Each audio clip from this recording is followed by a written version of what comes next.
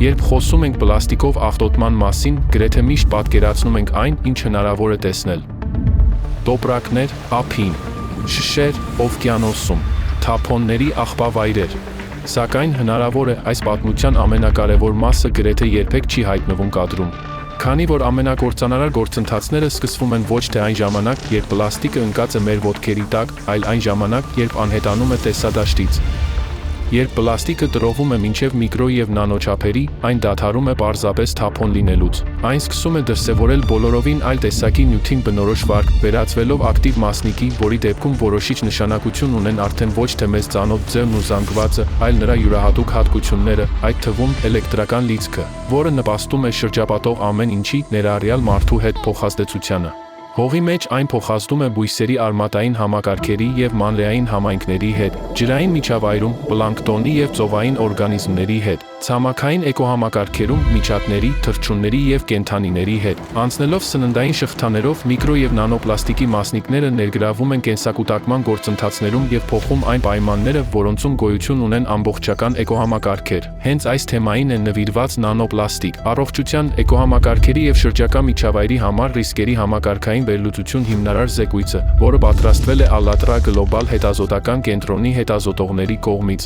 Այս զեկույցը մեկ միասնական համակարգում ամփոփում է միկրո և նանոպլաստիկին նվիրված 597 գիտական հրապարակումների տվյալները, ինչն այն դարձնում է այս ոլորտում ժամանակակից ամենածավալուն աշխատանքներից մեկը։ Այն խնդիրը ներկայացնում է որպես ամբողջական քարտեզ նանոպլաստիկի մասնիկների ֆիզիկական հատկություններից մինչև բջիջների, հյուսվածքների, օրգանիզմների և էկոհամակարգերի հետ դրանց փոխազդեցությունը։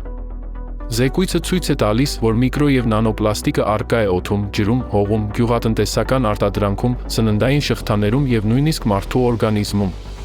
Հեղինակների կողմից ամփոփված հետազոտությունները վկայում են, որ նանոպլաստիկի մասնիկներ հայտնաբերվել են ընկերքում, թոքերում, լյարդում, ուղեղում և այլ օրգաններում։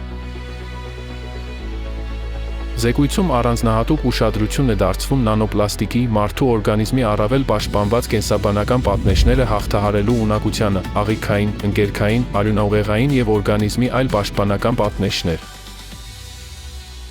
Երբ նանոպլաստիկը ներթափանցում է բջիջ, գործարկվում են մի շարք քայքայիչ մեխանիզմներ, որոնք այսօր համարվում են առանցքային։ Դրանք են օքսիդատիվ սթրեսը, միտոկոնդրիումների աշխատանքի խանգարումը, բորբոքային ռեակցիաները և բջջային գործընթացների խաթարումը։ Այս զեկույցի հեղինակներն առաջադրում են ավելի խորքային հարց. Ինչու է միկրո և նանոպլաստիկն իրեն դրսևորում հենց այս կերպ։ Ինչու է այն այդքան ակտիվ փոխազդում սպիտակուցների հետ։ Ինչու է այն ներթափանցում բջիջներ։ Որպես ապագա հետազոտությունների առանցքային ուղղություններից մեկը, զեկույցում դիտարկվում է նանոպլաստիկի էլեկտրական բնույթը։ Հեղինակներն ուշադրություն են հրավիրում այն հանգամանքի վրա, որ նանոպլաստիկի միայն մակերևութային լիցքը, որը հայտնի է նաև որպես դձետա պոտենցիալ, կարող է բավարար չլինել մասնիկի վարկն ամբողջությամբ նկարագրելու համար։ Նրանք ձևակերպում են հետազոտական վարկած լիցքի հնարավոր ավելի բարդ ներքին կառուցվածքի վերաբերյալ, նանոպլաստիկի ենթամակերևութային էլեկտրական կազմակերպման, դիպոլային կոնֆիգուրացիաների, կլանված լիցքի թակարդների և էլեկտրետանման վիճակների մասին։ Սա հատկապես կարևոր հանգամանք է,